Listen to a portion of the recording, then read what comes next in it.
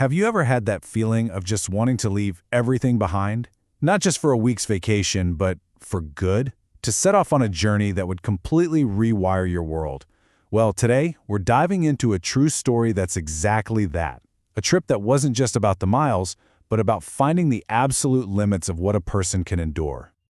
Now this isn't some philosophical question. This is a real journal entry written 120 days deep into a brutal, globe-spanning odyssey. It's the kind of question that only comes from pure desperation, when you're starting to think that this whole grand adventure was just a massive, terrible mistake. And this entire story is about that search. It's a quest for meaning that starts not with some noble purpose, but with just a whole lot of suffering and that one single burning question: why are we doing this?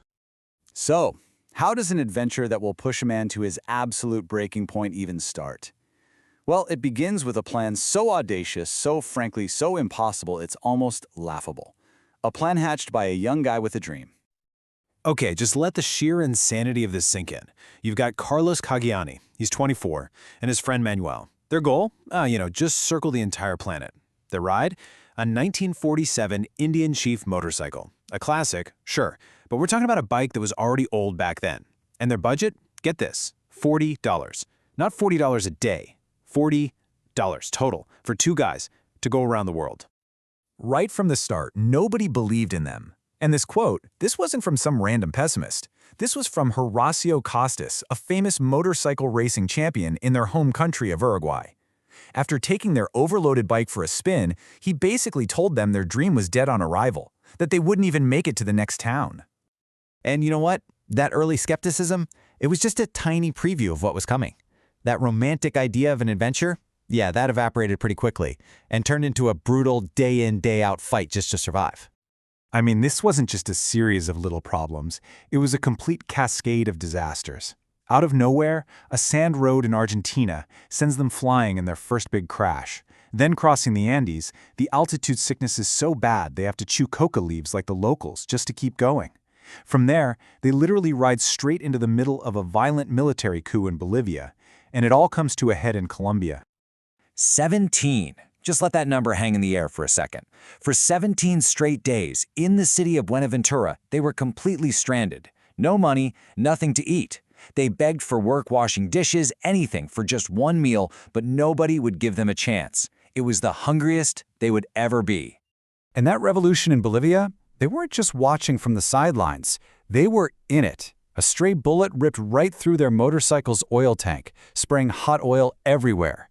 It missed Carlos's leg by just a few inches as they crashed to the ground, dodging gunfire. But the physical pain was one thing. The emotional toll was something else. After all those days starving in Colombia, Carlos finally had to trade his prized camera, the very tool he was using to document this epic journey, to a local photographer for one single plate of spaghetti that he had to share. This quote just captures his utter heartbreak, not just at being hungry, but at seeing how cruel people could be. So, after surviving all of that, starvation, a revolution, constant breakdowns, you'd have to think, okay, the worst is over now, right? Wrong. The journey's absolute lowest point was still ahead of them. An event so catastrophic, it nearly ended it all for good. The scene was almost peaceful. For the first time in ages, they were on a perfect paved highway in Panama. After thousands of miles of brutal dirt roads, they finally opened the throttle, cruising at 60 miles per hour, just enjoying the smooth ride. And then, in an instant, nothing. The front fork of the old Indian, probably weakened from all the punishment it had taken, just snapped. No warning. The bike and its rider skidded for nearly 60 yards.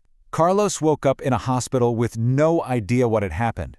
His injuries were horrific. 3 broken ribs, his kneecap was completely exposed, a ligament in his face was severed, which left his mouth crooked. People who saw the wreck thought he must have been in a plane crash. So there he is. His body is shattered. His motorcycle is a twisted wreck. He's thousands of miles from home. This has to be it, right? How could anyone possibly go on from here? But this is where the story takes an incredible turn, all because of one person's kindness. A newspaper story about their crash reached a guy in California named Sam Pierce, who just happened to be a legend in the world of Indian motorcycles. He had them ship the wreckage to him, and he completely restored the bike piece by piece, for free. It wasn't just a repair, it was a total rebirth for the entire journey. So with a rebuilt bike and a healed body, Carlos actually finished the trip. He made it. But the triumphant return home he probably dreamed about, well, that never happened. Because while the world had changed in those 2 years, the biggest change had happened inside of him. I mean, look at this timeline. It's just wild. He spends 2 years traveling through 26 countries, finally gets home in June of '66, and then, by July, less than a single month later, he sells the bike he'd been through hell and back with and leaves Uruguay for good. He moves to the U.S. and never goes back. Why? Well, the country he had left was this prosperous place known as the Switzerland of the Americas. But the country he returned to was already in decline. He was absolutely horrified to see kids digging through garbage cans for food. He suddenly realized it wasn't just that his country had changed, his entire perspective on the world had been permanently shifted. He felt like a total stranger in his own hometown. He'd seen too much, the worst poverty and the greatest kindness. He just didn't fit anymore. It turns out the journey hadn't led him back home. It had shown him that his home was actually somewhere else entirely. So, when you look back at this whole epic story, what was the point? After all that pain, all that struggle, what was the ultimate lesson from all those miles? In the end, it was never really about the motorcycle or circling the globe. That was just the vehicle for a much deeper change. The goal, it turned out, wasn't to get back to where he started.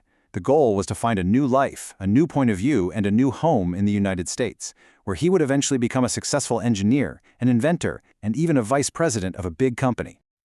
And this is one of the huge lessons he took away from it all.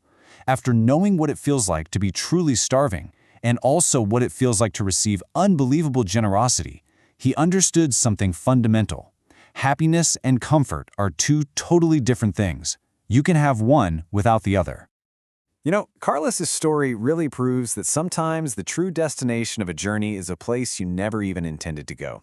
And it kind of leaves us with a question for ourselves, doesn't it? In our own lives, what tracks are we leaving behind and what unexpected horizon are we really chasing?